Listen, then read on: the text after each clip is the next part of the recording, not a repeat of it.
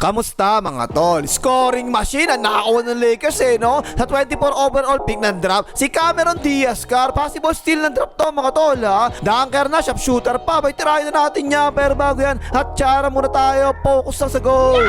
Okay game. Si Cameron Diaz-Car mga tol, actually New York Knicks ang nag-draft sa kanya, diba? Tapos napatrade siya sa Lakers 6'5", 184 pounds, 7'1" ang wingspan ng haba, at 42.5 inches max vertical lift. Napakataas no? Kung ikukumpara natin niya kay Saklabi sa draft combine noong 2014, 41.5 inches sa doon. Mas mataas pa ng 1 inch. Ito si Cameron Diaz-Car. Wow naman. Tapos 21 years old siya. At anak siya ng dating NBA player na si Chris Carr, na dunker din na nakalaban ni Kobe sa slam dunk contest dati. Ang stats nito nung college mga tol, 18.9 points, 5.8 rebounds, 2.6 assists, 1.3 blocks, 0.9 steals, 49.4% sa field goals, 37.4% sa 3 points, at 80.1% sa free throw. Tapos 6.1 na 3 point attempts sa tinitira niya kada laro. Ayan mga tol, yan yung una ko talaga napansin dito Mahilig talaga tumira ng 3 points no? Ang layo pa yan, logo pa nga, portrait. Patay ka dyan.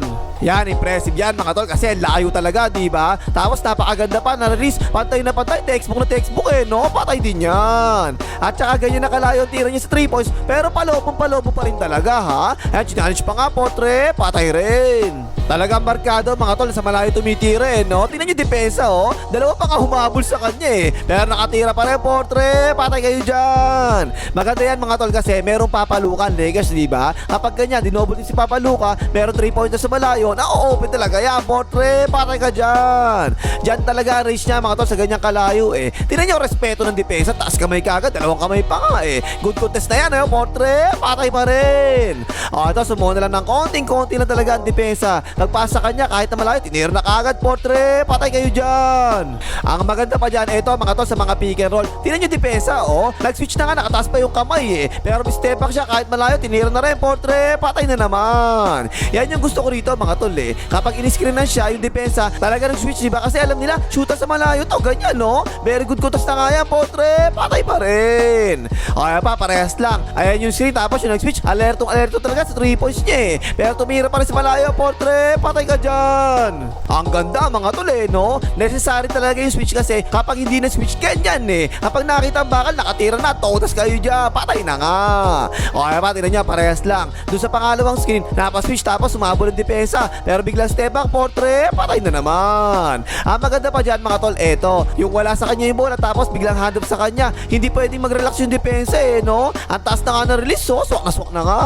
I don't think nagagawin ng Lakers yung ganyan play mga tol ha, pero pwede talaga nilang gawin yung ganyan para dito kay Cameron Diaz-Car. Kung sa Warriors yan, malamang ganyan talaga gagawin yan. Ayan nga, split action pa ginawa, Warriors yan, diba? Walang niya habilis na release, napakaganda pa, swak na swak. Dapat yung Lakers may ginagawang ganyan play sa kanya sa mga shooters no? Simpleng pindaw screen lang sa shooter na ganyan portrait, patay ka dyan. Yung parang kay JJ Redick dati, diba? Coach pa naman yan si JJ Redick tapos walang ganyan. Split action na naman yan kita ang bakal, portrait, swak na naman. At tapos nakita ko rin siya nakatambay sa mga corners at yan malamang yung magiging role niya sa Lakers kasi maraming buhaya dun Kaya ganyan yung play ng Lakers, diba? Hawak ni Lolo Brown, kaya ni Papaluka, kaya ni Bebakit yung bola, tapos pick and roll. Abangers lang sa labas yung iba, tulong sa loob ng depensa, kick out sa kanya sa weak side corner, portrait, patay ka dyan. Sa corners, ang sabi sa Google mga tol, estimated daw around 40% sa corners ang tinitira nito. Pwede na yung ganon.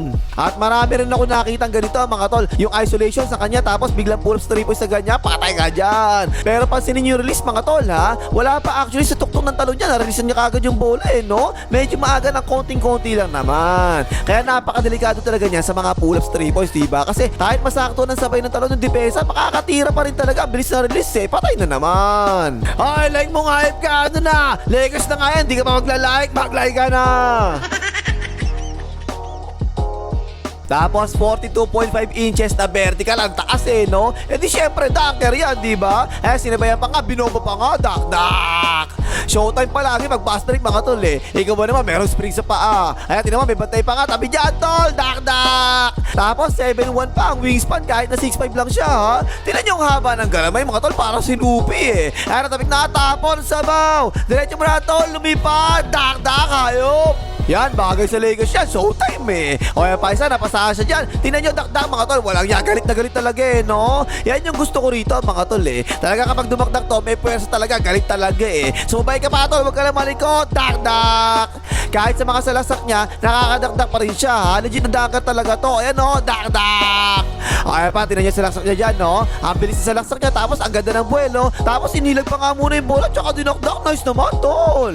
At sa lahat na nakita kong dakdak niya mga tol, eto yung pinaka-impressive talaga sa lahat. Poster dakdak, grabe pagkaka-stretch eh oh, dakdak. Pero hindi naman to puro dakdak lang mga tol. Tumitier din naman siya ng normal. Tulad yan, layup niya kapag sumasalaksak oh. Pero kung mapasin niya mga tol, yung mga layup niya hindi talaga sobrang taas eh. Baka kasi mayroong depensa kaya hindi makabuelo na mataas eh. O kaya pa siya sa mundo ng depensa, naiwanan tuloy niya. Nakabuelo siya dyan pero sakto lang talaga yung talon ng layup eh no. Tsaka yung napasin ko mga tol, ang mga layup nito puro kanang kadalasan eh. Hindi ko ata nakita lumayup na kaliwa to ha. Yan ang ganda, bumitin pa nga oh. O kaya pa, napaswitch yung depensa. More on kanan din kasi mga salaksak niya, kaya puro kanan ginagamit niya pang layup eh. O kaya pa, kanan na naman salaksak, pero this time, dinaan sa utak, hindi sa talunan, naka-layup na nga.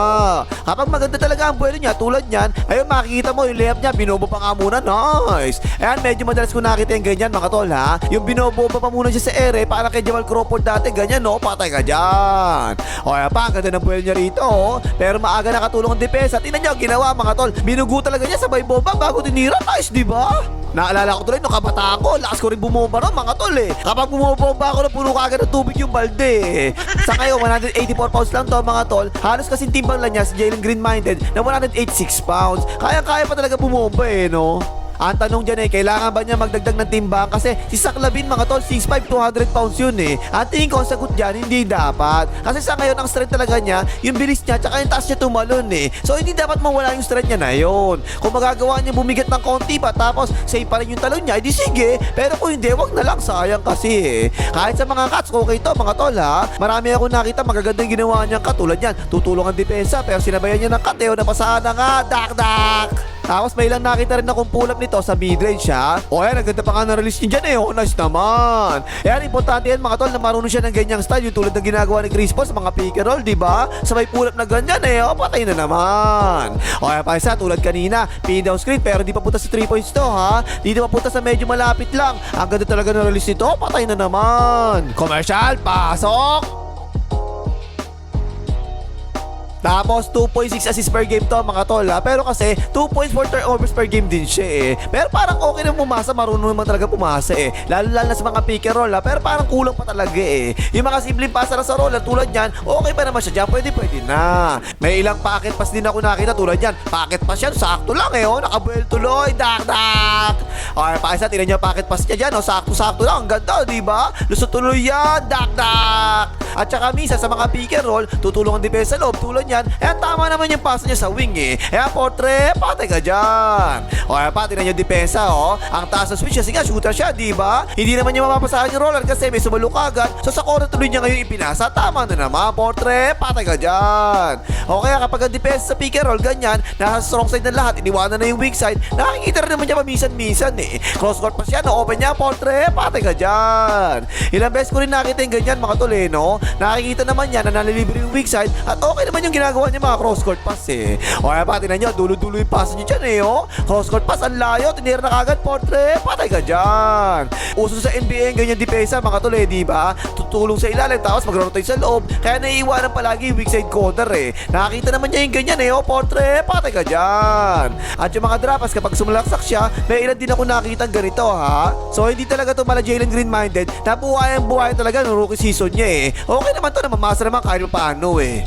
Tapos depensa mga tol, ang impressive dito, ayan yung mga close out, ganyan, tingnan mo oh, nasa ilalim siya, diba? Sa labas ipinasa, tingnan mo, nag-close out siya, inabot talaga niya, tumalon, baon sa pansitan. Yan talaga yung impressive para sa akin mga tol, kasi sa NBA, halos puro si Wembayaman yung nakita ko gumagawa ng ganyan eh. Pero 7'4 naman si Wembayaman eh. Eto, 6'5 lang to, pero gamit na gamit talaga yung 7'1 na wingspan at 42.5 inches na vertical. Eh tingnan mo, walang ganyan, inabot na naman, baon sa pansitan. Parang wala pa ako nakita ganyan sa NBA ah. Yung guard tapos nakakabot sa mga close out na ganyan. Meron namang ganyan. Eh eto alam talaga niya yung kaya niya maabot yung tira sa 3 points eh. Sa katutok na buta sa close out talaga yung nakita ko rito eh. Kaya hindi ako nagtataka na 1.3 blocks per game ang ginagawa niya kahit na guard pa siya kasi kahit dakdak sinasabayan talaga eh. Makaw sa pansitan. Literal na walang takot tong batang to mga tol. O yan pa, tinan nyo, ang laki niya no, nakabuelo pa yan ha. Sinabayan pa rin ang haba ng kamay at taas pa ng talon. Baos, masita na hayop.